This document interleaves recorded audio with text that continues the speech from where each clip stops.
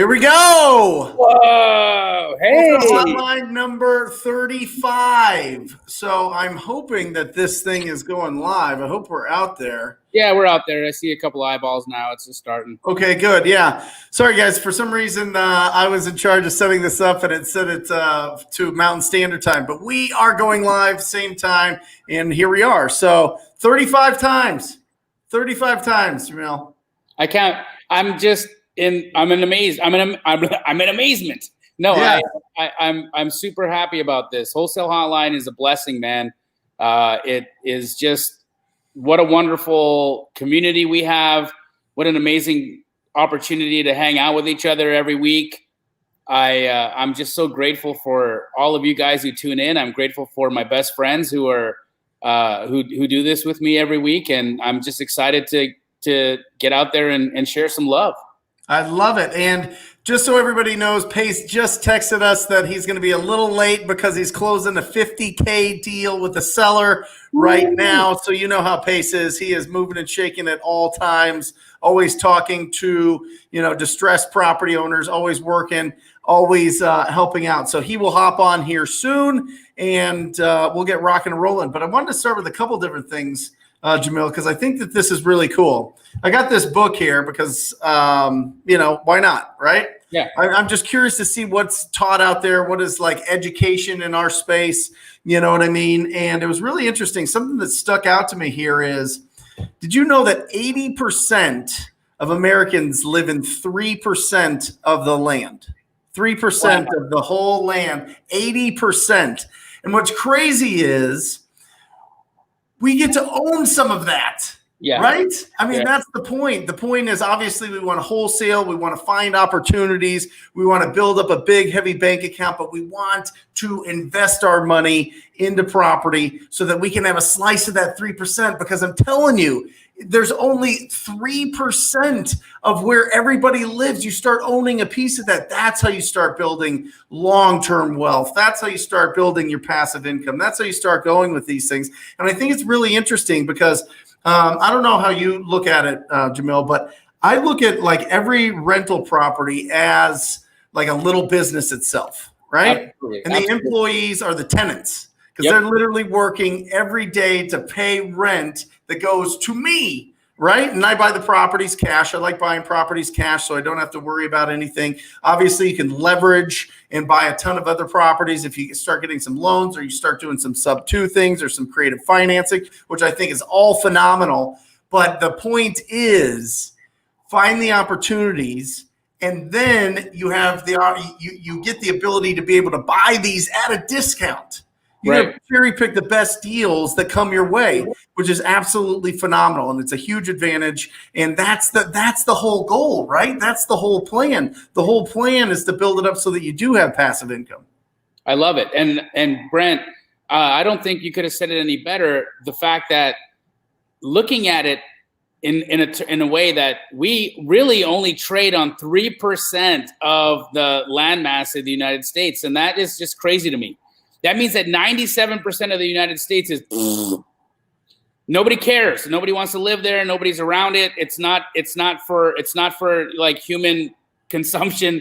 3%. Well, there's the resources, right? There's no resources. You need to have the resources to have the utilities and to be able to have the shelter and have all these things, right? So I just want to encourage everybody out there watching tonight or listening to the podcast, make sure you guys are downloading the podcast so that you can pick up the little nuances that we talk about and start listening to those, because I always feel driving around in my car, that's like university, right? That's like you learn so much. I've learned so much over the last I've been listening to books on tape since like 2000. I've been listening to personal development since 2000.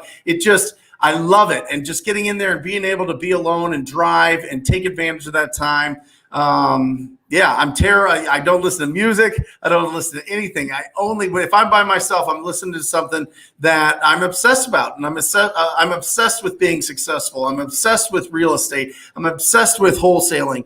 And it really helps to have that time where you can just, even if it's 15, 20 minutes of driving, to be able to really pour really great stuff into your brain, because we have so many negative things that pop up in our lives, whether they be personally or whether it be on social media, whether it be something, with something going on with our country. We got to make sure that we're putting in really, really good stuff. That's the plunger for our brain. To keep really good positive things and move us into the right direction, because we're constantly evolving. We're constantly like learning and building and growing. You know what I mean? Brent, I don't think you realize just how profound what you just said is. The contents of the things you consume actually transmit themselves into your life. It's the fact.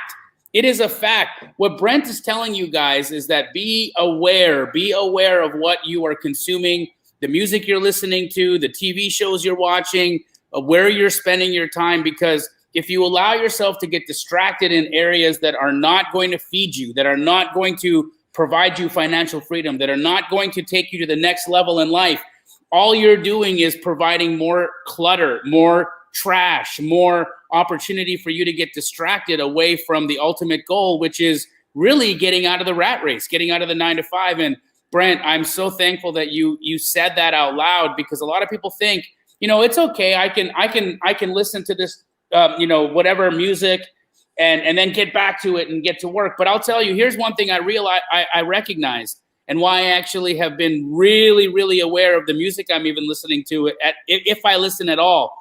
I start waking up in the morning and I have songs stuck in my head, and they're not the best songs. Right.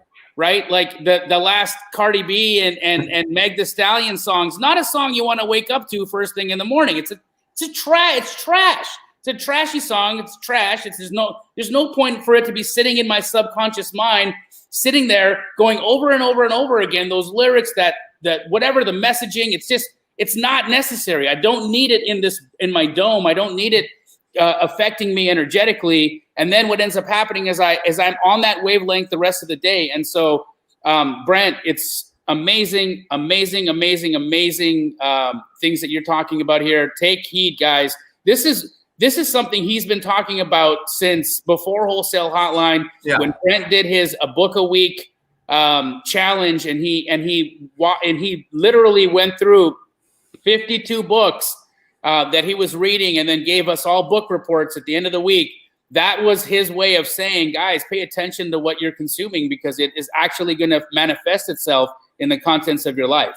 Well, and then the next step is the people that you're around, right? Absolutely. Because, we can't always choose the families we were born into, or maybe this is new. Maybe you've been working the normal 9 to 5 for a long period of time, and you're around people that do that, and you relate to a lot of people that do that, but you have that thing, that seed in your brain that's like, oh my gosh, I'm tired of this. There has to be something else. I mean, you wouldn't be on here watching us and joining us if you weren't thinking like that. And I think that that's so powerful, to be around other people that are like that. That's the whole point of the show, is to squad up in your communities, to squad up in just real estate investing in general. And you're going to be pulled up. If you're around people doing more than you are going to be pulled up to the next level, because not only will you believe that you can do it, because you see somebody else that may not have the talents, may not have the skills, may not have the experience that you have doing it. And that gives you that juice to be able to take the action. And that's really what it's about. It's about just doing taking a little bit of action, because we can't just sit in our car, listen to things, and not take the action, right? This isn't the secret, right? This is the taking action and being out there and talking to the distressed property owners in your market every single day. I don't care if you have 5 minutes to do it, or you have 5 hours or 10 hours, or you're doing it full time. That's what it all comes down to. And I don't care if you're talking to the distressed property owners, or you're talking to the people that represent the distressed property owners. So, yeah. Absolutely. We've had a couple of people ask, so Brent, if you don't mind, New York, New Jersey, we are absolutely so excited to come out there. We're going to be doing our first event in New York City on Thursday. That's at noon at the East River Amphitheater. Now, guys, because of the current climate, we actually had to register as a rally. So this is going to be known as the Financial Freedom Rally. And so meet us 12 noon, October 22nd at the East River Amphitheater for the Financial Freedom Rally with Pace and Jamil. And then on Saturday, October 24th, we will be in Cherry Hill, New Jersey, which is basically 15 minutes away from Philly. So if you're in Philly or you're in Jersey, we will be there at 2 p.m. on Saturday, and I'll release the address on Pace and I's Instagram in the following day. This is a must go to, okay? Let everything else off of your schedule that day and go and show up. It's going to be absolutely incredible. You're going to get Pace and Jamil just in their element, just dropping absolute love and guidance and support. And it's just every time. We did an event last week at your house, right? At your office, right? Yep. It's not really his house, but under his roof. He's got a huge office. He's got incredible people that work with him, and we had a great meetup. And the energy was wonderful. The gratitude was just overwhelming. The people that were talking about, everybody we met was saying, "Oh, I called, and I'm cold calling, and I'm door knocking, and I'm doing all these things." It was a room filled with action takers, which is very rare. It really is. It's very rare to be in a room. I mean, some people were new and they were getting into it, but they were feeling it. They were feeling the love in your office, and it was just an incredible time. So, guys, do not miss out. When Pace and Jamil are coming to the East Coast to come see you, you better show up and hug them and shake their hands and talk to them and let them be around them. Get that energy. And Brent, it really showed me on the last one when we did at Keighley, where it was the three of us, just how amazing it is when the three of us are together. Oh, here we go. I mean, I'm just saying, it would be really nice for us to do a wholesale hotline meetup somewhere in the country. Find your favorite city, Brent. Let us know what that is, and let's get out there. All right, you got it. We'll put it together for sure. Beautiful. We'll put it together. It popped off. I wanted to go before we start getting into questions. I just wanted to hit on this, and we've got Pace. We've got Pace's. There we go. Here, look at that handsome guy. Get him in here. Go ahead, Pace. There we go. Hello. How's it going? Did you get the deal closed? Yeah, we got the deal closed. Driving for dollars. Cody, my business partner, Cody Barton, is the one that was driving for dollars, and was helping some lady with her dog. And over and over and over, this business comes down to one freaking thing. What does it come down to, Brent?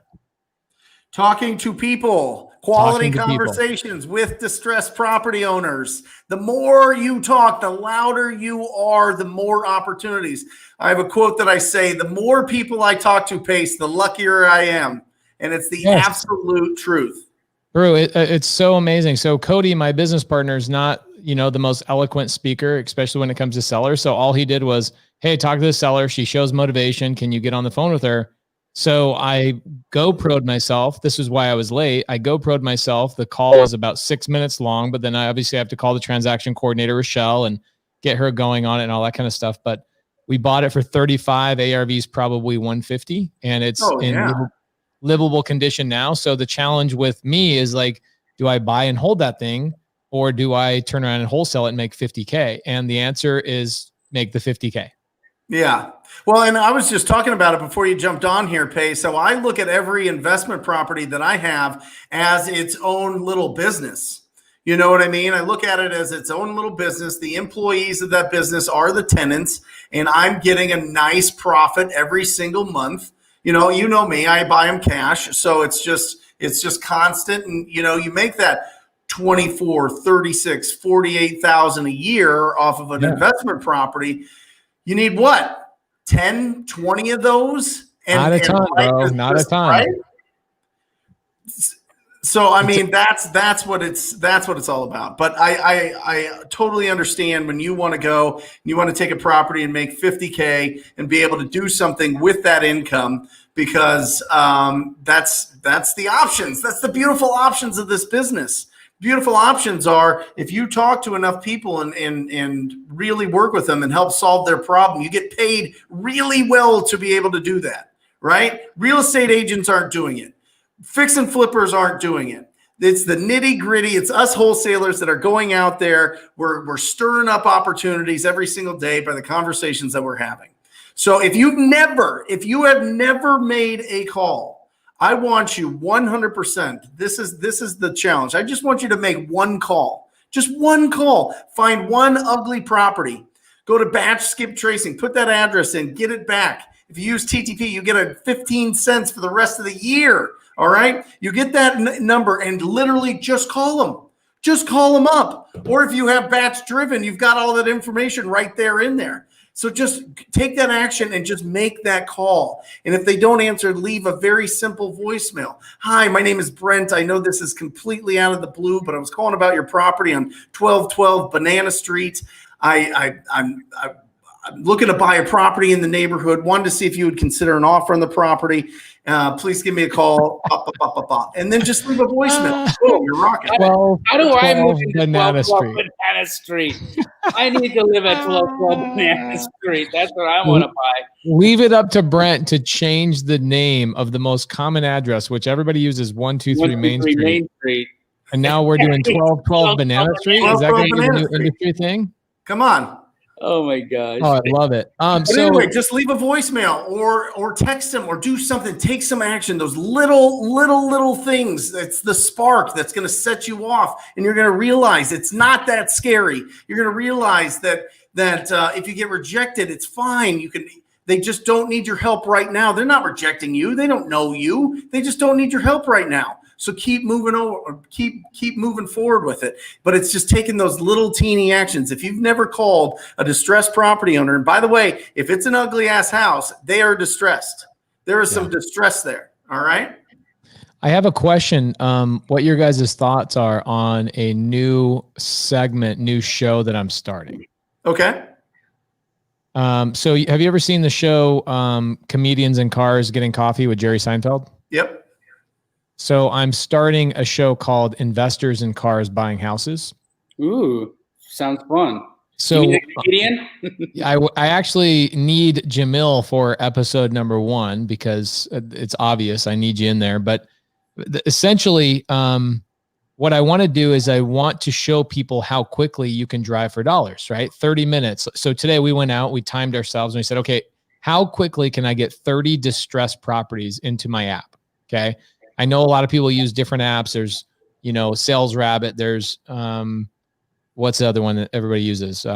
Deal Machine or whatever. And then there's Batch Driven, right? So we go out and we use Batch Driven and we timed ourselves. 30 houses took 9 minutes, like completely, absolutely distressed properties, 9 minutes. So that show is going to be me picking up an investor, taking them out for lunch, talking about how they got into the business. And then we go out and drive for dollars and we start reaching out to sellers and we show people how easy that really is. And I do that once a week. The episode will be 8 minutes or less long. That's how quick the episode's going to be. It's not going to be like a big, long, extravagant thing, but every week it's going to be a new investor. We go out to eat. That's 1 minute segment. We skip trace and you see how fast we can go through all that kind of stuff.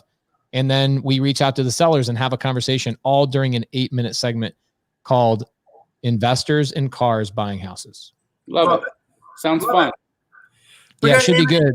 And I hope it gives people the confidence, Pace. I hope it gives them the confidence to be like, oh, these guys are just driving around. If you can literally have an app that gives you the name and the phone number of any house that you want as you're driving around. My challenge to anybody out there is don't just click the button and just keep driving and keep driving and keep driving.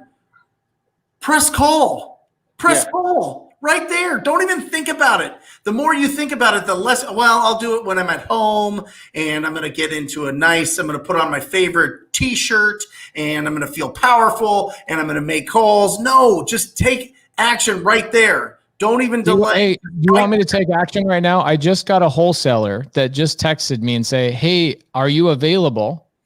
I have an amazing sub 2 opportunity. I'm with the seller right now. Do you guys want me to call the seller right now and see what that's like? Of course. All right. Let's take you guys, everybody in the comments. You guys want me to call this seller right now while we're on Wholesale Hotline? They said yes. Okay. All right. Let's get to it. So the wholesaler's name is Eric, everybody. Oh, Eric. Oh, Eric. Sounds fun. Yeah, it should be good. And I hope it gives people the confidence to be like, oh, these guys are just driving around. If you literally have an app that gives you the name and the phone number of any house that you want as you're driving around. Oh, Eric.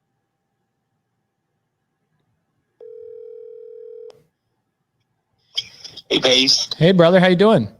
Good, good. I have you on speaker. I have Jasmine here. They have an amazing property. It might be a creative finance subject too. Awesome. So, I was telling good things about you guys and how you guys might be a great fit for her. I appreciate it. Jasmine, can you hear me? Yes, I can hear you. Hi. Hi, Jasmine. Catch me up to speed. What's the conversation you and Eric have had so far? Okay. So I'm interested in selling. Well, it's my sister-in-law's property. Ultimately, she is going to make the final decision, but I'm the one kind of speaking to people and presenting her options. Okay. The situation is that we do need the cash as soon as possible. Okay. And what does as soon as possible mean? Are we talking like tomorrow, or are we talking like a week, or what's that look like? I mean, as soon as possible, as long as it's not like over a month or two.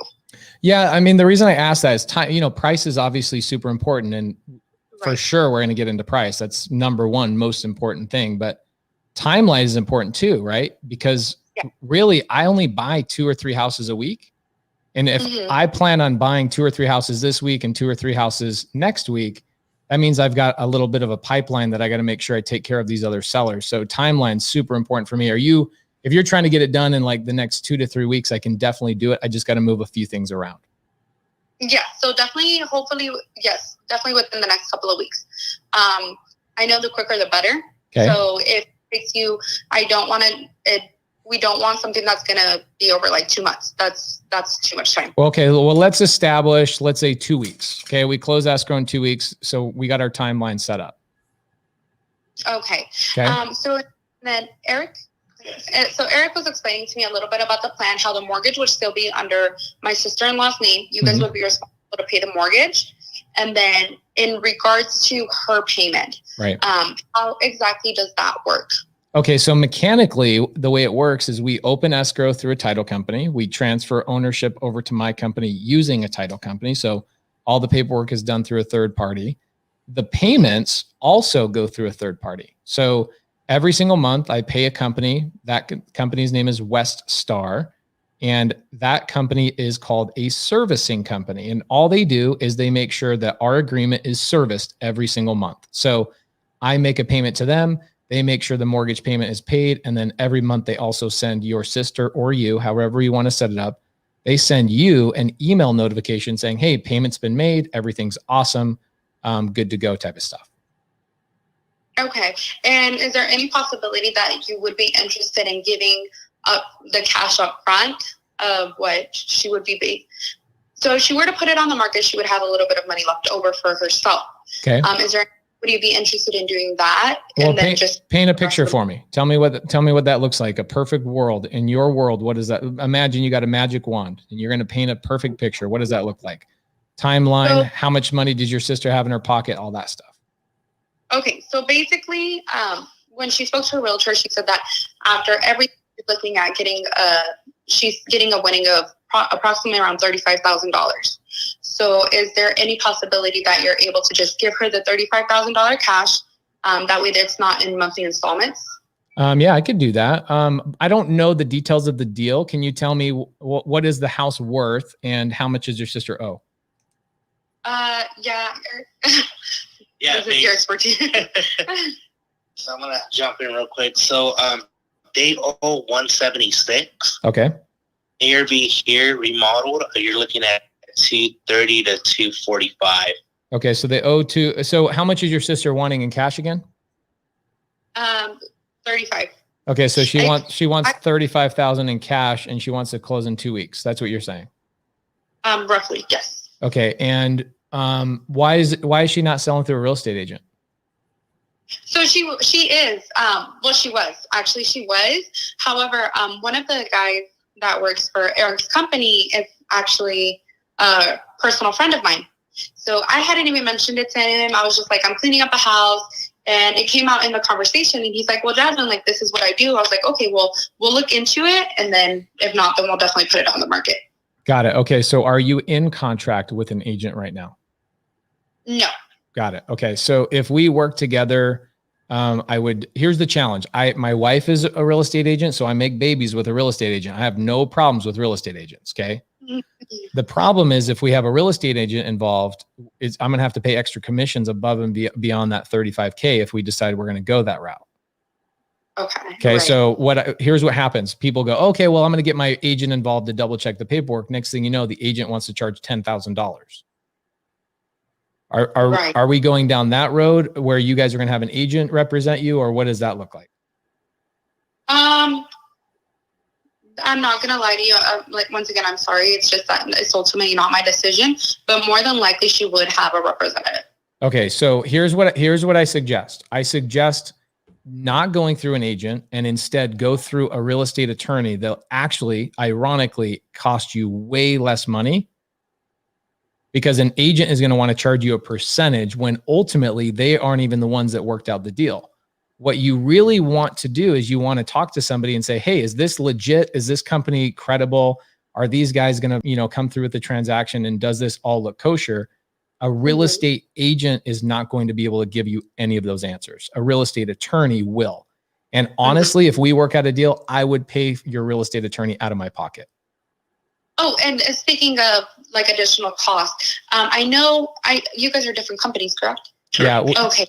We are different companies. Can I tell you a reason why Eric called, just so you have a little bit more clarity there? Sure. So essentially, Eric can't buy your house. Okay. And I'm sure he's told you that it doesn't work for him because there's not enough. I guess the easiest way to say that is there's not enough meat on the bone, right? You owe a little bit too much for him to, buy at the appropriate number. You guys need to close, and it's just kind of a tighter deal for him. He typically is a fix and flipper. So he would buy the house, renovate it, put it back on the market. And most of the time they need a little bit extra room in order to make that happen. With a creative finance purchase like myself, I can typically pay a little bit more money as long as the terms we talked about with the mortgage, as long as those come with the deal. Okay. So what happens is I've been doing this around town for a long time. Eric and I work out a lot of deals. And so whenever there's a deal that's a little bit tighter or challenging, I'm the person in town that people call. Okay. That makes sense. I did have a question. I'm sorry. In regards to like the additional cost and all that, my sister, she's actually in need of money. So she doesn't have money to pay like for closing or anything. Is that something you're also would be interested in covering? That's like taking a girl on a date, paying for dinner, but making her pay the tip. I would never have that happen. Okay. If I'm going to take care of you guys, I'm taking you to dinner, I'm paying the tip, and I'm even going to open the door for you. Okay. Okay. You're no closing costs on her side, no challenges, no issues. If you're going to work with a professional, you're working with a professional. That's all there is to it. Okay. So this is definitely an option that I am going to present to her. Just because, like I said, ultimately she has the final decision.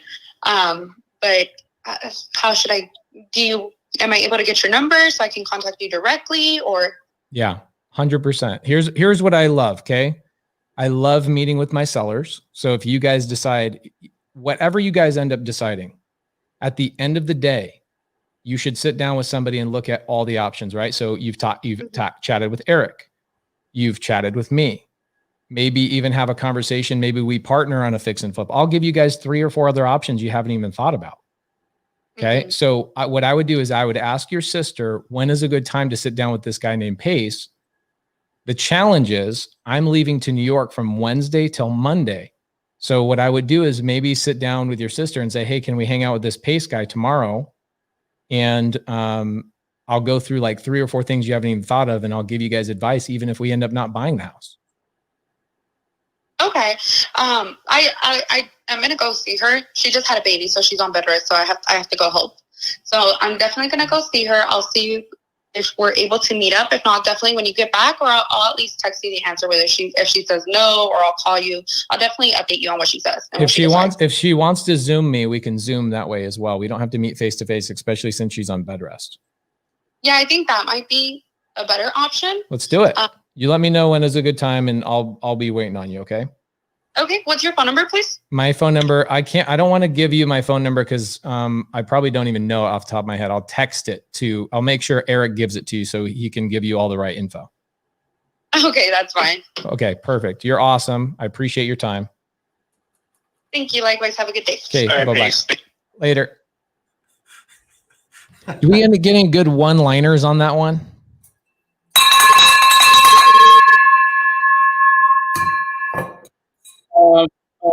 Making you pay the closing costs, you'd be like taking you out for dinner, paying the bill, and then making you pay the tip. Wow! You imagine? So Can you imagine good. being in my mentorship and watching me do that 5 hours a week, straight call after call after call? Incredible. I love it, bro. Very good. By the way, I've never used that pay for the tip line. I came up with that on the fly. It's in there now. Yeah, it's in there now. Love it. But yeah, guys, it's really not challenging. I was with a couple of guys earlier, when we were shooting investors in cars buying houses, and one of the guys in the back seat was like, "Man, why do you have so many? Why do you have so much content? Why do you do this? Why do you do that?" And I go, "Bro, I literally am just having fun all day long. I talk to 5 or 6 sellers. I close deals all day. I hang out with my friends. I help people. Like, are you freaking kidding me?" What Brent said the other night at Jamil's meetup was so powerful. And Brent says this frequently, actually. He says, we are a unique breed. We are a small niche. We are so lucky that we know about this business. We are so lucky that we know about each other, and we squad up and hang. Bro, are you kidding me? This is like 10 times better than hanging out with my buddies in high school. Like, we get to make money and help people. I never did that shit in high school.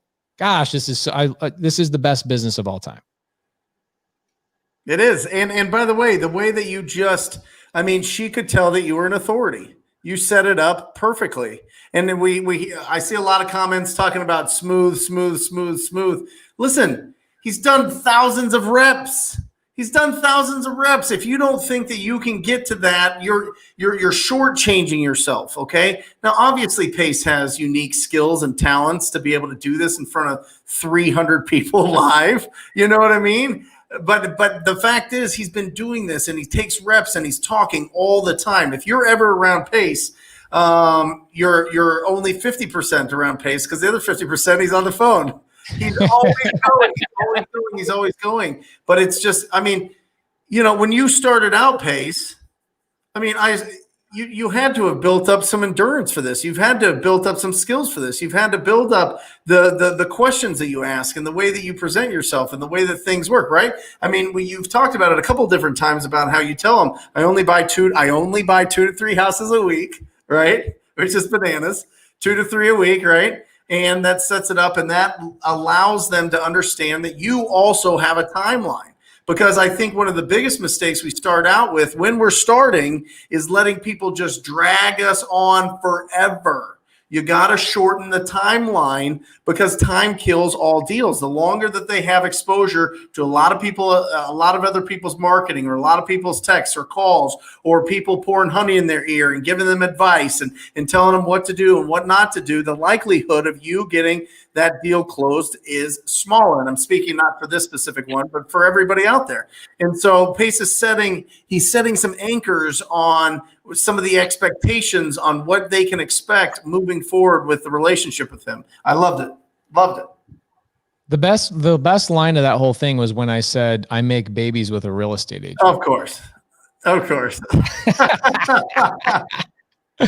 Yeah, guys, there's no reason you can't have a natural conversation and have fun with what we do. This is an absolute hoot. Everything we do is a blast. So let me remind you guys of my journey. It's very similar to the journey that you guys are going through right now, watching Wholesale Hotline. I reached out to Jamil Damji, not knowing even 1/10 of how amazing he was. Although I knew that he had something special, I sought him out, right? I sought out a mentor who still to this day is my mentor, still my brother, one of the people I love the most. He's constantly learning, which means I'm constantly chasing him and what he knows. Then that following summer, maybe a year and a half later, I realized I needed to update certain things in my business. So what did I do? I sought out Brent freaking Daniels. My wife and I went and sat down in his office. We joined the TTP program. I am a TTP alumni, and we continued to seek out strong mentors and people that are doing the business on a daily basis. So why is it important to have mentors? Why is it important to have these people around you? Is because it gives you the comfort of walking into a battle that you might not have all the resources for, because you know the people that are behind you, your mentors, your people that you're hanging out with, the people you squat up with, they have the answers. They have the things you need. And it's the reason why the tagline for the show is squat up, is because it is truly what this business comes down to, is talking to people. TTP doesn't just stand for talking to sellers. That's why it's not TTS, it's TTP. It's talking to all people, talking to potential lenders, talking to real estate agents, talking to attorneys, talking to everybody about this business, and creating a strong network of people to squat up with. And man, I'm just, sometimes I got to pinch myself right in the face and go, is this real? Is this real? I'm traveling to New York, New Jersey, and Philadelphia with a man that I sought out years ago and begged him to be my mentor. I get to go to a party with Brent Daniels on Friday night and listen to him talk about his heyday, and talk to his acquisition guys and all the disposition that they're doing and the fun things. I get to do that for a living and hang out with people that are doing it for a living as well. So the journey starts with TTP. It really, really does, guys. So thanks, guys. I love you guys and appreciate you guys letting me hang out and be on the show with you guys. Love you too, brother. That was just incredible. Incredible. So can we get to some questions? Get to some questions. Yeah. All right. There's a ton of them in here, so I'm going to just go through and see what I can pull up. Find one. Let me go through this, because I'm the quote guy. I got to bring these quotes to you here. And I think that this book here, The Happiness Advantage, is a must read. But I love this thought, because I was thinking about, how do people just take their first action? What do they do? If they just pick up the phone just that first time, it starts something. It starts a chain reaction. And I love this quote. Just as your mindset about work affects your performance, so too does your mindset about your own ability. And I love this, coming right off of Pace showing his ability. What I mean is that the more you believe in your own ability to succeed, the more likely it is that you will. And this here, remind yourself of the relevant skills you have rather than the ones you lack. I think that is absolutely critical. 100% agreed. That deal that we did, the reason why I was late is because my partner, Cody, calls me and says, hey, I've got this deal, but I can't lock it up, because Cody focuses on it'd be like Hunter from Jamil's team calling and saying, hey, Jamil, I ran into this opportunity, but I'm not the guy that does all this stuff. Right. And instead of him thinking one way or another about his abilities, he just says, let me pass it on to the guy that can crush this, so I can go back to focusing on some of the more important parts of the business. So instead of focusing on, like Brent said, instead of focusing on the things you don't have, focus on the things you do have, and, be a piece of the puzzle rather than trying to be the whole puzzle. Go find all those other pieces so you can build a strong team. Love it. What do you got for us, Jamil? Well, I had a question there on estimating rehab, but I lost it here. Hold on. Sorry. Let me see if I can pull it up again. Can you guys hear my dog just chopping wood in the background? No. Very, very lightly. So the question was, how do you estimate rehab budgets? And so basically, I've got a rule of thumb that I go by. If it's a cosmetic remodel, and what I mean by a cosmetic remodel, I mean it's just dated. It looks like grandma's house, but you have a good roof, you've got good AC, you've got good bones. There's no foundation issue. There's no major mold or any environmental issues. I estimate at about $25 a square foot. And that's increasing right now with COVID. Prices of material has gone up, but a good rule of thumb is around $25 a square foot. And if you get into a more advanced remodel and it's, say, something a little bit beyond cosmetics, then it really depends. If it's a foundational thing, it could be, you could jump up into the $80 a foot range. But if we're just talking cosmetics, if we're talking general fix and flip, which is around 85 to 90% of what you're going to wholesale, it's $25 a foot. Awesome. So Jamil and I went to Atlanta. This is an interesting story. Jamil and I were in Atlanta. Okay, we were hanging out with Ty, the flip man, and we go to this house. It's a Keegley house. It's a house that they're in the middle of dispoing, and we do this like little contest thing where Ty, the flip man, goes, "Hey, you guys, I know Pace has been in construction for a long time. How will you guys underwrite the construction? Let's go through. Let's do a quick video on it, right?" And I'm like, "Oh, there's no way anybody's going to do as good of a job as me." Right, because I've been doing construction for 10 years, blah, blah, blah, blah, blah, right? So Jamil goes, "Oh, it's 35 grand. It's 35 grand," and he's like, "Oh, it's based on square footage. It's kind of a blah blah blah." And I go, "Yeah, that ain't gonna be the case." And so I spent the next 40 minutes walking through the property, adding it all up, and taking my time thinking I was going to prove Jamil wrong, even if it was $500 off. And what did it ultimately end up coming out to be? They were like almost identical, weren't they? Yes, it was $35,000. And I was like, shit, I just wasted 40 minutes of my life. And he went through and did a full estimate. Yes. Right? A full estimate. Yes. Right into the door handles. Yep. It was great. I mean, this is why I have mentors. This is why I follow people that do the freaking business. Jamil, I was blown away. I was blown away. There's an efficiency in doing it the way that you do it. And I think that you should rehearse again what you just said, 30 seconds or less. If you walk into a property or somebody sends you a deal, how are you underwriting that? What's your price per square foot? Right. So my underwriting process is under a minute, right? I want to look at the pictures. I'm going to say, is this a cosmetic or is this a more advanced remodel? If it's cosmetic, I know where I am in my math. And I can typically get a number. I can figure out comps and get a buy price within 30 seconds to a minute. Love it. Awesome. Does anybody want the video of me closing the seller and the reason why I was late? Does anybody want me to share that GoPro video of me closing the seller? Absolutely. I'm thinking about if I give it to you, Brent, Yeah. where can they go to get it? Like, can they go to like talktopeople.com or something like that? How can they get it? We can put it in the TTP Insider for sure.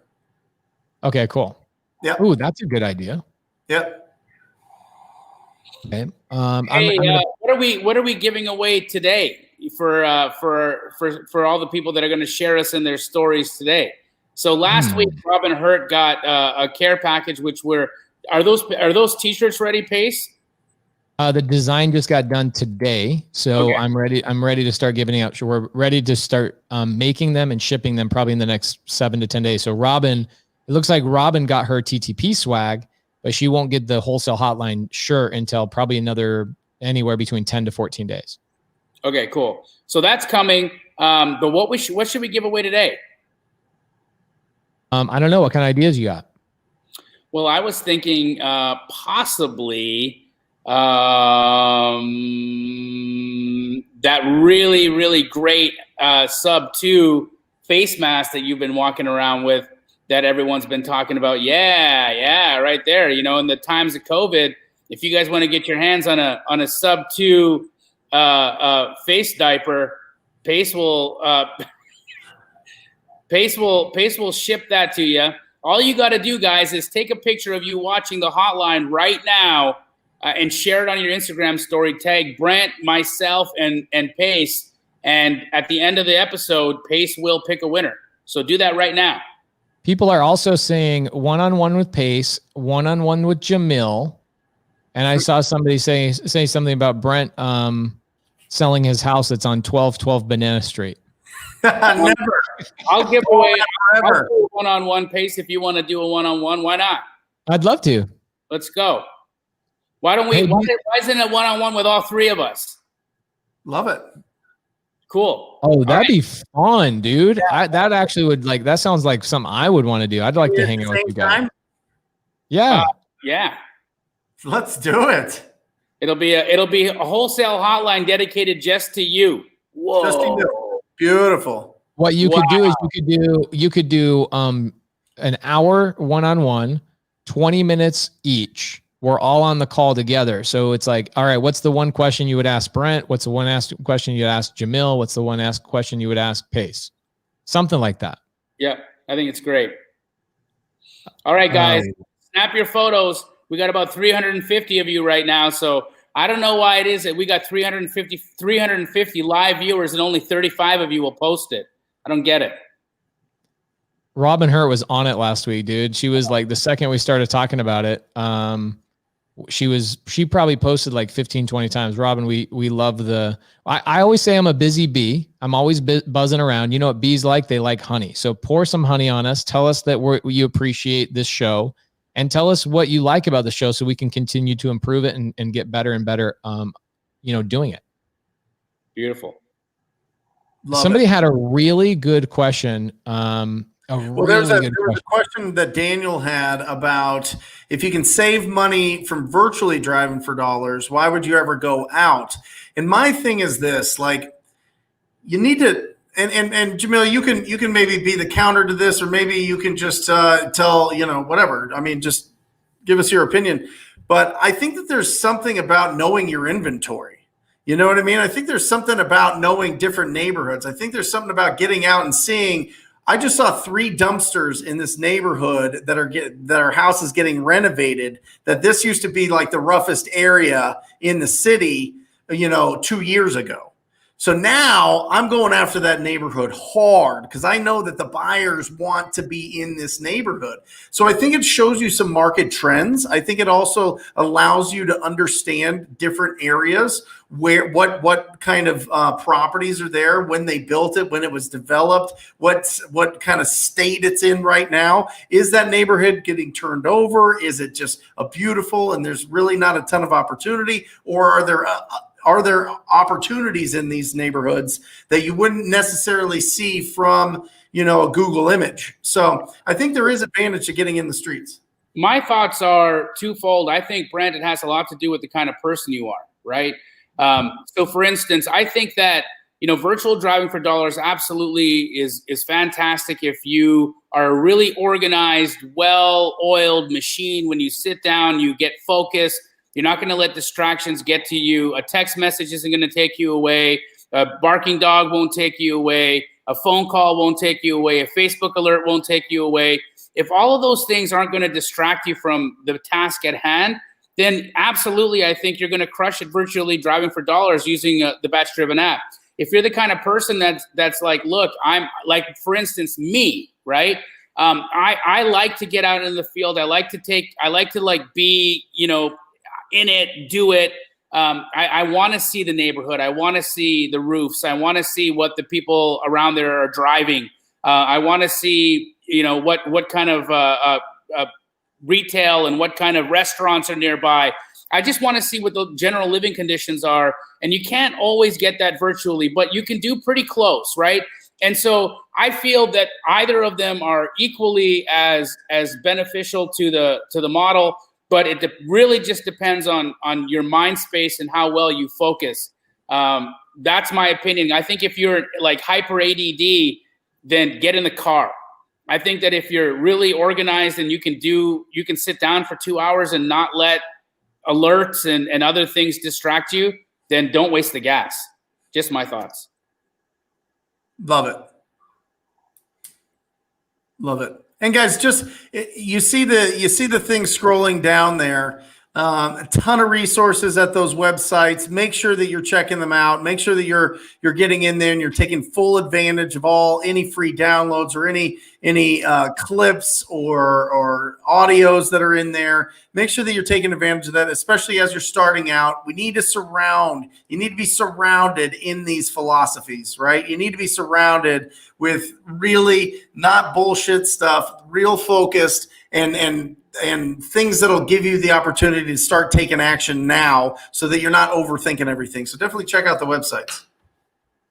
Awesome. Aaron's crushing it. The tallest sub-2 guy in town. That's for sure. Bro, so freaking tall. Oh my gosh. 6'6". That guy has to lean over everything he does. He has to lean over. You guys offer a free wholesale contract that Yep. That we could give to Miss Key here? Yep. TalkToPeople.com. Join the Insider. TalkToPeople.com. Join the Insider. You can get your documents there. Yep. Titus says, where do y'all get y'all contracts from? I would assume that she is from Texas because that's a lot of y'alls. I love that.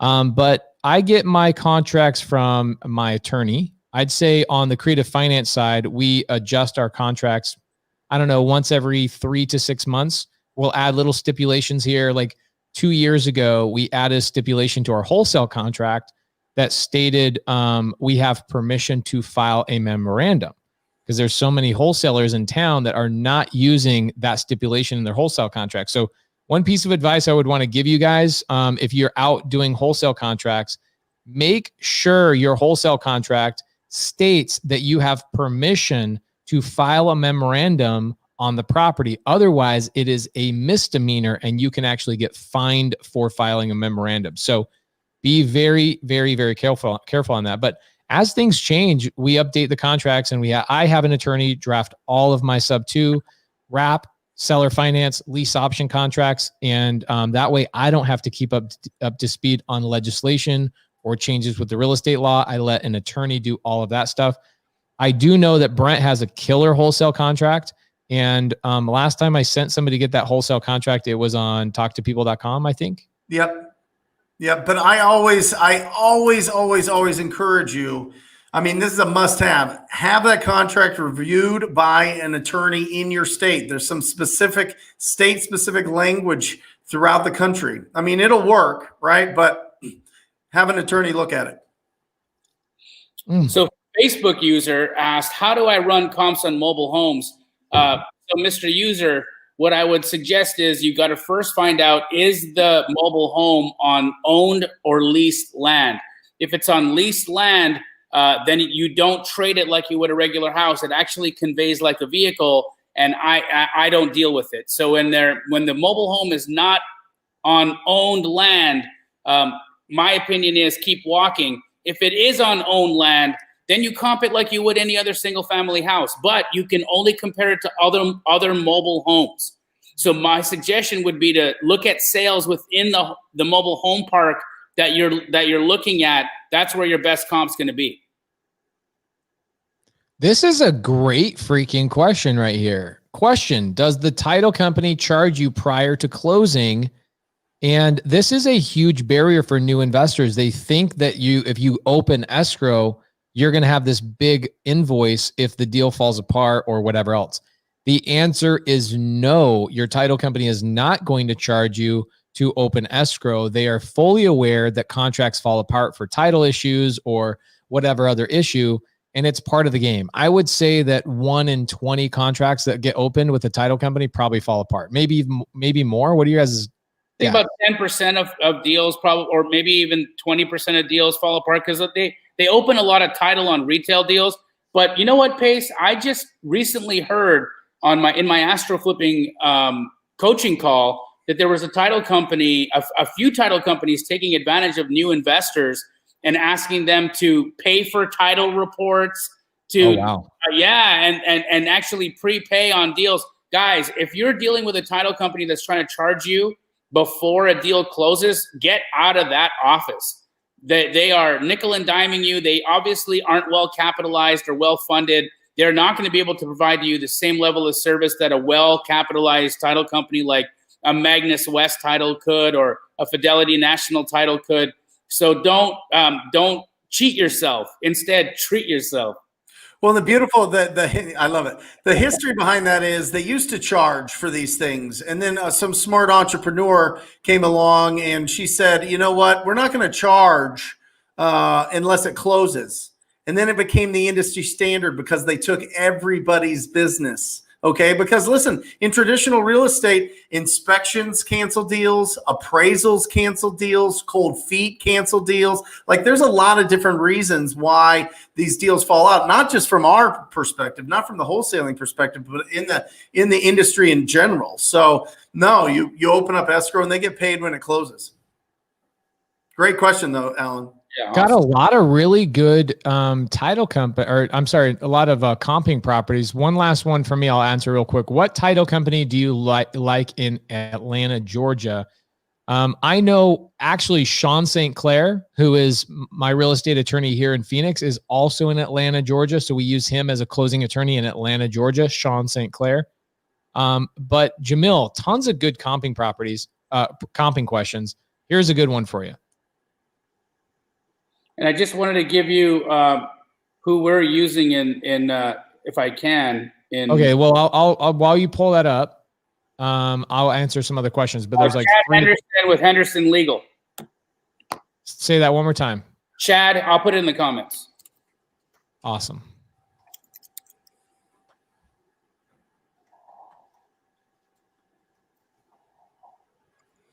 GMM, you're going to need more. I mean, you're testing it out. Make sure that you're responding as quick as possible. And as soon as they say yes, you got to get them on the phone.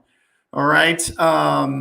So from that 500 that you're sending, hopefully you're getting a decent response rate, 20, 30% are responding back. Hopefully from there, you're getting some people that are warm to the idea. But remember, right now, everybody for the next 2 weeks, everybody's getting blasted by political texts and voicemails and calls. So it's just a unique, we've got the pandemic, we've got elections, we've got all these things. Like, just stick to the plan, but just know for the next couple of weeks, there's going to be a lot more traffic in their inboxes because of all the political spam that's been hitting all of us. I've been replying to them and telling them, get out of, I said to somebody, and I put this on my Instagram story, I said, get out of politics and make a real change. Go drive for dollars. Well, that's hey, literally, I just did that like an hour ago. They're trying, Pace. They're trying. The politicians got bandit signs on every corner.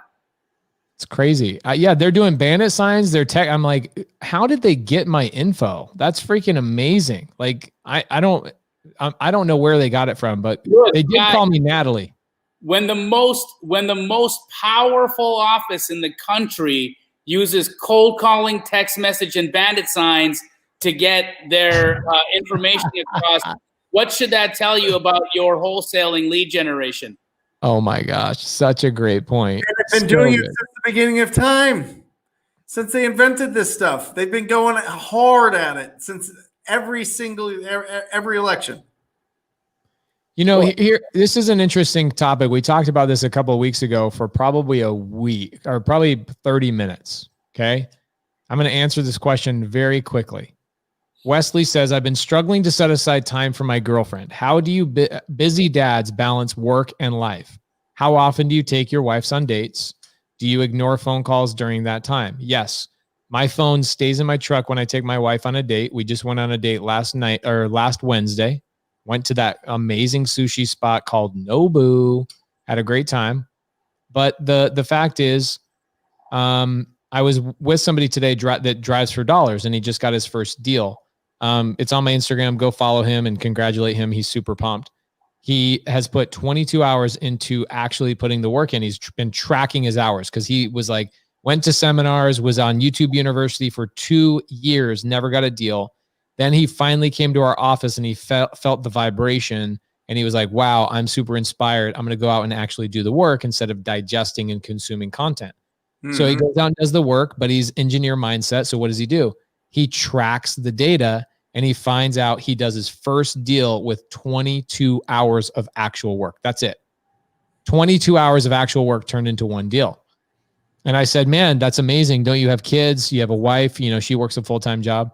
I said, how are you balancing that? And he goes, are you kidding me? We listen to like Disney songs and hang out in the car, and we go drive for dollars together. He's like, essentially, I'm spending quality time with my family, building my legacy.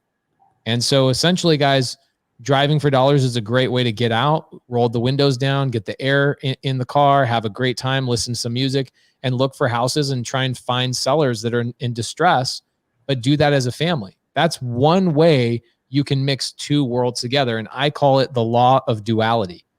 And what I mean by that is always do everything with two purposes. So for example, the other night, I went and hung out at at Brent Daniels' family's party. So we got social.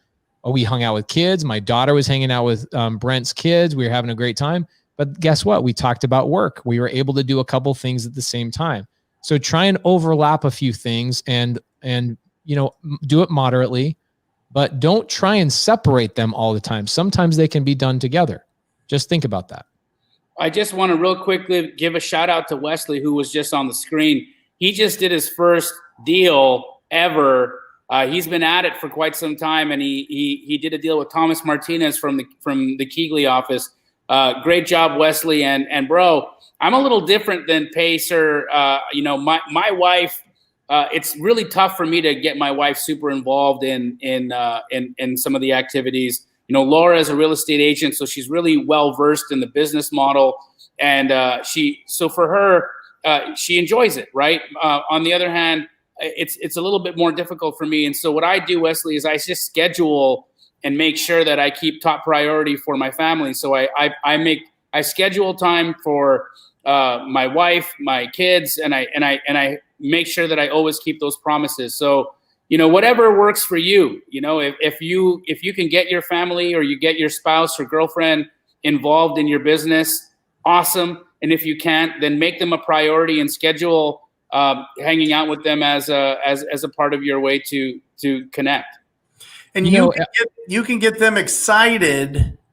They don't have to be involved. You can get them excited if you are taking action. If you are, really, if you're excited as well. I remember starting out and I didn't have anything, didn't have a money in the bank, didn't have anything. I would drop anything for a call, anything for a deal, anything for, it was just nonstop. I need to get this thing to go. I don't care if I'm on a date, I'm at the gym, I'm in the movies, whatever. I'm dropping it. I'm getting out of there and I'm getting on that phone to build this thing up. And you build it up and build it up and build it up. And to the point, if you can explain that this is only a part-time thing, this is just a segment of our life together that I need to grind so that I can go after this dream, so that I can build up a heavy bank account, so that I can open up opportunities for us and the family.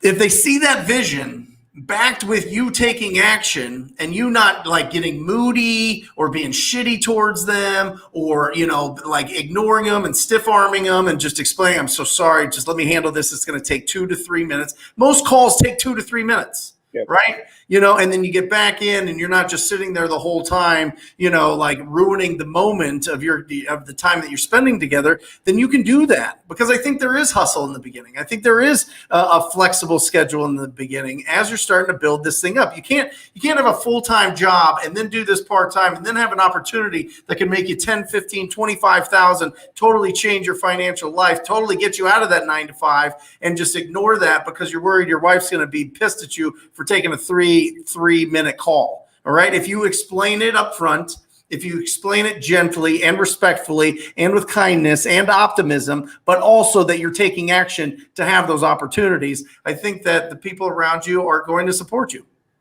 I think something really important that you guys probably chases their dreams and gets it. Yeah. What's that? Nothing is sexier than a man or woman that chases their dreams and gets it. Correct. So about Jamil and Brent, just from an outside perception, it seems like they're go, which they are. But from an inside world, me being able to look inside, looking out, I can tell you there's no two better people that structure their lives better than Jamil and Brent. Like this morning, I called Jamil at 10:56. I literally can pull up my phone and show you I called you at 10:56. And in my mind, your world, I don't touch your world until 11 o'clock in the morning because you're so structured. And same thing with Brent. I don't mess with Brent Friday afternoon all the way until Monday sometime because Brent a lot of times goes up to his TTP cabin. Yep. These guys structure their worlds to make priority for their loved ones. And it's so apparent and it's so communicated to the outside world that their friends, their colleagues, their business partners know it. That's how easily it is understood. And then also, if I understand, I don't call Jamil till 11 o'clock in the morning. What do you think his wife knows about it? She knows he's there. They're spending more mornings together. They have a routine, all of those things. I can guarantee you, if you are not structuring those times, well, think about this. A lot of people sit idly and then they spend all this time doing non-money making activities, wasting way too much time. So if you can spend a ton of time with your family, but if you are working, you need to go super hard in the paint. You need to be going hard, hard, hard, hard, hard. So the question you got to ask yourself is, when you are working, are you actually working? So that you can truly turn your phone upside down, not answer any phone calls, because that's what I do. When I get home, let's say 6 o'clock, 7 o'clock at night, phone goes down. I don't look at my phone until usually the next morning, unless there's somebody that I already planned something with. But very, very, very important what Jamil and Brent just said. Super important. I've got an answer for Nathan here. So Nathan's question was, how do I search for or find cash buyers for a rental property? He says it's a duplex in a D2C neighborhood. Nathan, let me just help you right off the hop. So go to Zillow.com and find the area that your property is listed, that your property is located in, right? Go to Zillow.com, find the area that your property is located in, and then check out all of the properties for rent in that area right now. There are going to be landlords there right now ready to buy another rental. So call all the for rents that are in that area on Zillow.com and speak to any of them that are just listed by individuals, right? So don't bother reaching out to property management companies. Look for a rental that's listed by like Doug or Amy or Mike, just their name and their phone number. Call them. They're obviously landlords in the area. Most landlords like to keep their rentals close to each other, so they're not doing a lot of driving when they're self-managed. And so that is how you're going to find your buy and hold buyer in the exact area that you're looking for right this minute. Boom. Boom. There it is. There's the details for New York. Woo! In New York. So excited. Should be pretty good. There was somebody, Jamil, so here locally, you've got Cap Fund One, right? Yeah. That's the private, or that's the hard money lender that you refer out. And I love those guys. Noah Brocious, there's not many better people in the world than Noah Brocious. My question is, there's somebody in here talking about transactional funding. Okay. Yes. They already have a buyer lined up on the back end, but they need to close it on it. It's a 6-figure deal. Okay. And their title company is not going to allow them to use their BC funds to cover their AB funds. Does Cap Fund One, it's in Arizona, by the way, does Cap Fund do transactional lending, or do you have a different person you would refer out? Absolutely. In fact, they do it, but if the deal looks good, I'll do it. Let's look at the numbers. If it's the money's required to close one side of a transaction and it makes sense, hit me up. Jamil, how do people reach out to you if that's the case? Let me find out who it is, but how do they reach out to you? Find me on Instagram at jdamji, and then it's at JDAMJI. And then if Nino firewalls you, just tell him that I want to talk to Jamil about transactional funding that he talked about on Wholesale Hotline, and he'll put you through. Here it is, DeMarcus Phillips. I have a deal I need to double close. DeMarcus, you need to reach out to Jamil's team, and Jamil will take a look at it and look at a potential transactional funding. Jamil, what does transactional funding mean for people that have never heard of that term before? So basically, I come to the table with funds to close DeMarcus's first transaction. So his A to B deal gets closed with my money, and then the B to C deal takes me out of it, right? So basically, what ends up happening is I close it for DeMarcus, and then DeMarcus sells it to his buyer. But because the title company won't allow for flow-through funding, he's going to need transactional funding. So DeMarcus, we might even be able to help you just get to a different title company. You're in Arizona, bro. Yeah. My thoughts are, you're going to pay money. You're going to pay me money. You're going to pay Noah Brocious or any hard money lender money to do transactional funding. You know what's a lot cheaper? An addendum.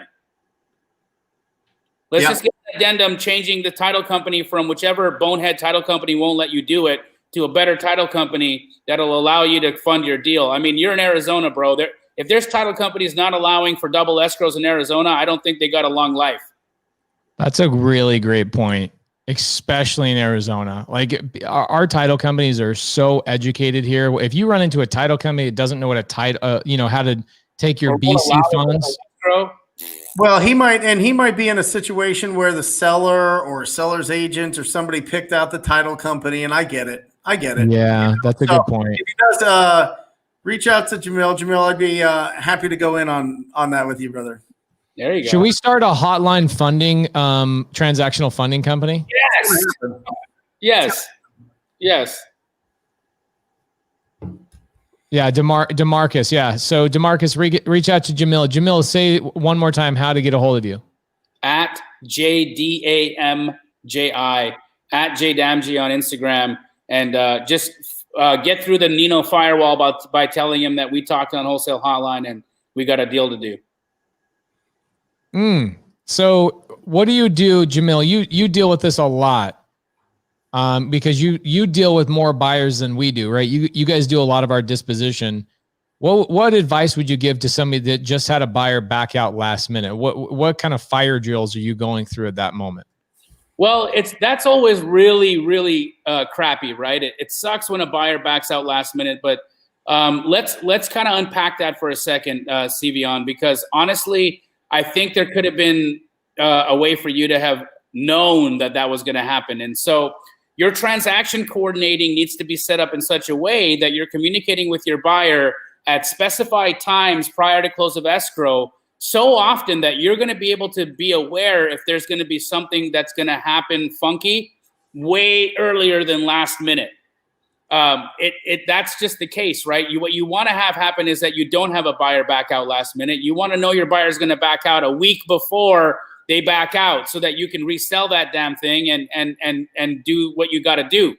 So Sivion, what I would suggest you do in the future is start touching base with your buyers way earlier than right before a deal closes. Find out, do you have your hard money lender set up? Are you closing in cash? Where's your insurance? Title hasn't heard from you. Have you sent your entity docs in? You can always find a number of reasons to reach out to a buyer to make sure that they're still communicative, that they're answering your phone calls, they're not ghosting you and sending you to voicemail.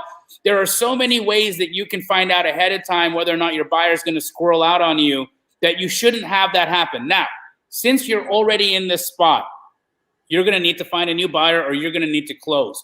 But it really depends on where you are in your deal, how good of a deal it is. Is it a really good deal? Did your buyer back out because it wasn't a really good deal and they felt pressure to buy it? Did your buyer back out because they weren't a real buyer? What was the reasons that your buyer backed out? Maybe there's something in there that you need to pay attention to that might prohibit you or maybe change your mind in taking the deal down. So right now, you've got a deal. The buyer backed out last minute. That's terrible information, but use it now as a point to learn from, retool your business so that you don't have these fire drills last second. And then also find out what exactly is the reason the buyer is backing out. You may have an opportunity for a renegotiation or a legitimate reason to cancel with the seller. So I would get more information.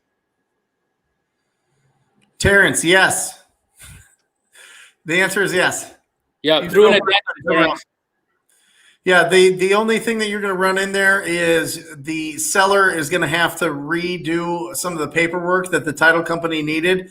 Identity statements, they make sure that they fill them out so that they understand that this person and their name, they check to see if there's any judgments or anything on them that would need to be paid off before they sell this property, just different things like that. But the seller would have to do a little bit more work. But if you catch it, if you want to switch it early on, typically the paperwork hasn't been sent to them, so it's really pretty simple. But if it is, just talk to the seller and just say, I prefer this title company. I want to switch it over. And usually it's a pretty easy transition. Yeah, we just like on the creative finance side, every once in a while you'll have to change title companies because you'll run into, for example, I bought a VA loan I took subject to back in February. And we went through a company that said, this is what's funny about title companies. People think, you go into a title company's office, they're super established, that they don't make mistakes, all that kind of stuff. Title companies make a lot of mistakes, like a lot. That's why it's perfectly okay. What's that, Jamil? That's why they've got a thing called title insurance, because they're human beings. Listen, right. Title companies insure their own work. Yeah, right. Come on. I mean, so this title company says, "Hey, I'm gonna paint your house, but I'm gonna also charge you insurance that I do a good job." What? Yeah, crazy. It's the craziest business of all time. It is crazy. So here's the interesting thing about that. So we had a seller that had a VA loan. We bought the house subject to. Typically what happens is the title company does a prelim, they pull all the information, and that's done within 3 days max, usually within 24 hours. This title company had this escrow for over 3 weeks, then close of escrows in like 3 days from, then, and they call us and they go, hey, we just found out this is a VA loan and we cannot take VA loan subject to. And I'm like, well, wait a minute. We've been in escrow 3 weeks. What are you talking about? You're just figuring this out now? Well, we've been really busy with the economy and this, that, and the other and blah, blah, blah, blah, blah. So I had 3 days to move to a different title company that would, and we went through Driggs Title out of Vegas, and Driggs Title did the VA sub 2, moved forward, got the deal done. But those types of things happen, right? Or you might run into a deal where a whole title company, I've heard this happen too. A title company says we don't allow assignments unless, check this out. We don't allow assignments unless your seller signs a document stating they know you're assigning the contract. You will run into title companies that will do that.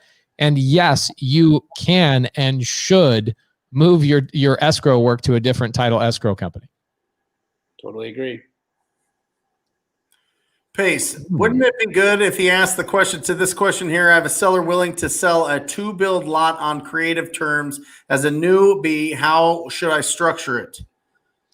The way I would structure it is the same way I structured a 50-lot development that Jesse, Annie, Evo, and myself are doing right now, which is you go to a builder and you say, hey, builder, I want to do this project. If I could bring the land to you on creative finance so you don't have to come up with a big chunk of money, what portion of the business or the build out would you let me participate in if I brought this portion to the table? So you can structure it where you make 20, 30, 40% of the project, not that much probably, but maybe 20% by saying, I have the land seller financed, you bring in the development, your company, the money, all that kind of stuff, and you can participate in that or just make a fee. But I can tell you, builders buy land on creative finance very, very, very frequently. It happens all the freaking time.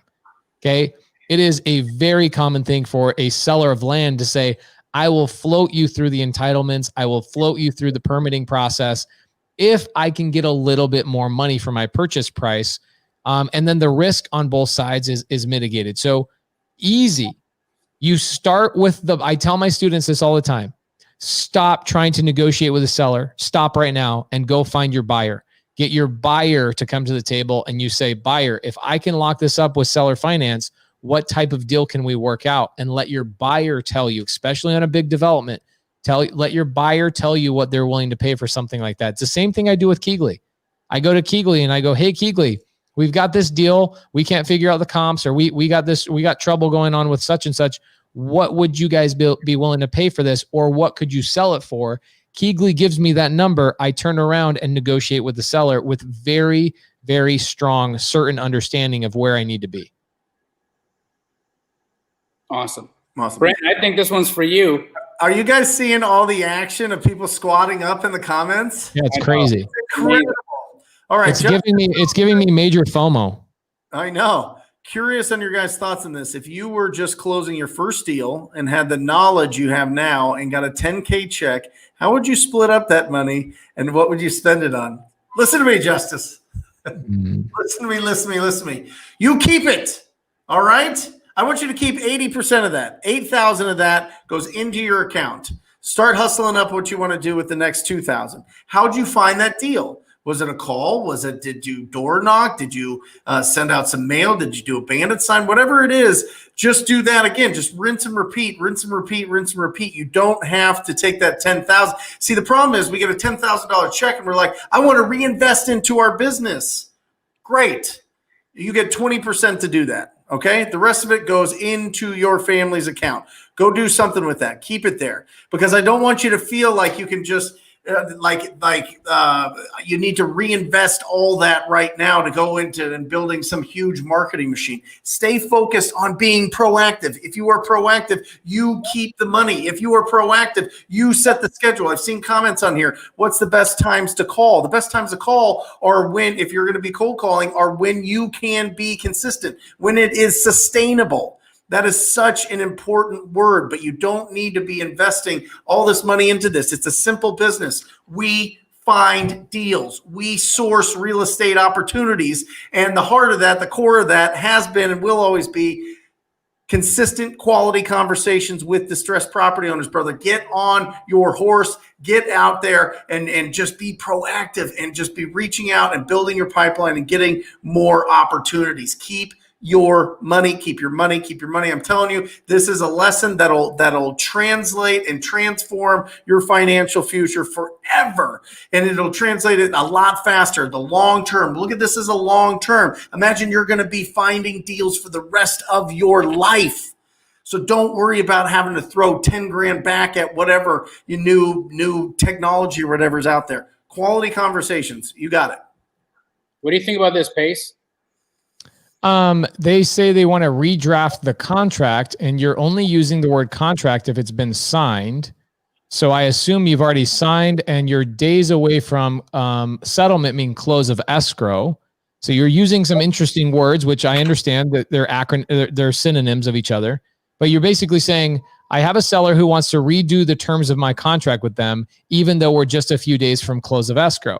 He wants his lawyer to draft blah, blah, blah. The answer to that is, I don't have a problem. Attorney, send me over what you'd like to change. But I'm confused. You're not giving us enough information. Why would the seller want to do that? Either you're not giving us all the information. Well, I think you hit it right there. Why would the seller want to do that? The reason why is because if you agree to redraft the contract, what's going to happen is you're going to cancel your original contract, and now it's all bets off. I bet you there's a higher offer. I bet you there's better terms. I bet you there's all kinds of other opportunities on the table for the seller to interject into that deal right now, and you're stepping into a time bomb trap, bro. Don't do it. Don't agree to it. Just no. If their lawyer wanted to get involved, they should have got involved weeks ago when you guys drafted the contract. You're far beyond that point. At this point, I would say absolutely not. Look at this. Look at Justice here. That's what I'm talking about. $49. Oh, love it. Hey, Justice, I'll get whatever the deal is that you got. I will pay you an assignment fee of $49. Send that assignment over, and we'll get you paid. Amazing. Bro, that's amazing. $49 to get a contract. It's too easy nowadays. Lauren Schwartz, sorry, I don't want to keep harping on this. If your seller wants to make adjustments to the contract, why don't you ask their lawyer to send over an addendum that they want to add to, if they want to add terms to the contract, say, we're not going to get out of contract, but if your attorney wants to add provisions or stipulations, have him draft an addendum and send it over to me for review.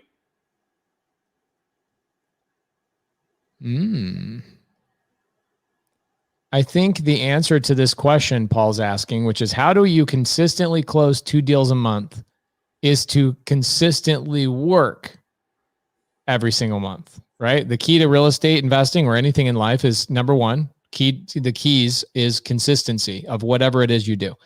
I don't care if it's door knocking. I don't care if it's cold calling. I don't care if it's texting. I don't care whatever it is, but you need to consistently be talking to people. And that's it. That's all it comes down to. There's not magic. It's really not magic.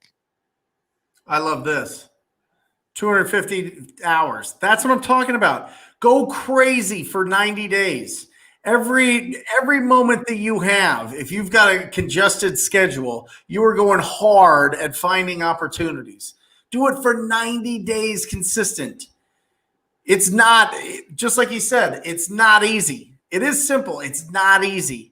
But you do that, you're building it up and building it up, just like a train, just going down the tracks. It's building up, and then all of a sudden you're just you're going on the momentum that you're building. As long as you keep going, that's the beautiful thing about this. It never has to end. You can always go out and find opportunities. It's your limit on when you want it to end. Maybe it's when you have $40K a month from passive income from all the properties that you've bought. Maybe it's $10K. Maybe it's $100K, whatever it is. But you could be doing this forever. It's exciting. It's fun. It's interesting. I'm doing this challenge, this 990 challenge. I kind of stopped talking about it just because I didn't want to overwhelm people for the next 90 days, but I've been very consistent with it. And part of my challenge is helping one new person every day. I amplified that and I started helping 2 new people a day I've never spoken to. So I give away 2 30-minute one-on-ones every single morning from 7 to 8 a.m. Okay. What happens during these calls is I get people that say, I wish I had more consistent deal flow. I wish I had more consistent deal flow. And I then pose a question to them. And I say, could you honestly tell the universe that you deserve consistent deal flow based on your consistent effort? Or do you feel like if you made that argument to the universe and said, I deserve this, the universe could come back, show you a highlight reel of the last 90 days of your life and go, the universe is going to shrug their shoulders and go, what do you want me to do? You're not committed to this. You're not consistent. So why do you think you should have consistent deal flow? Right? Agreed. 100%. 49 days to get his first contract. That's freaking unbelievable. Congratulations. Did we ring the bell for justice, by the way? Let's get it. Guys, remember to snap your picture of you watching the Wholesale Hotline tonight. We're going to give away a one-on-one like Pace just described, but with all 3 of us. It's going to be a 3-on-1. And if you want to have an opportunity to have basically Brent, myself, and Pace answer your questions, just you, no one else in the comments, just you, take a picture and snap a picture of you watching us right now and share it on your story. And in 4 minutes, Pace is going to pick a winner. Do it now. Do it now. Ooh, let me see who's tagging you right now. Let me see who's active. I guarantee Robin Hurt is on it. Even though she won, of course she'll be on it because she's absolutely doing everything she can. Do you see this one, Jamil? Benny Rascon, you want to hit up Thomas Martinez. You at 15. Look, you absolutely can do it at 15. You can. Jacob Blank was doing deals before he turned 18. Awesome. Can you see this? Robin Hurt is making her own memes with peanut butter and jelly sandwiches, guys. Like she's crushing the Instagram game. Holy crap. This is amazing. Benny Rascon, reach out to Thomas Martinez REI on Instagram at Thomas Martinez REI. You'll find him on my page. If you don't remember that, at Thomas Martinez REI, reach out to him. Tell him you want to be his bird dog in Tucson. He just bought the Tucson Keegley franchise. He's ready for you. Man, I've got somebody right now crushing it on the IG game right now. Crushing it. Oh my gosh. There's like 15 people that I'm going to have a hard time picking between, guys. Please tag us on Instagram.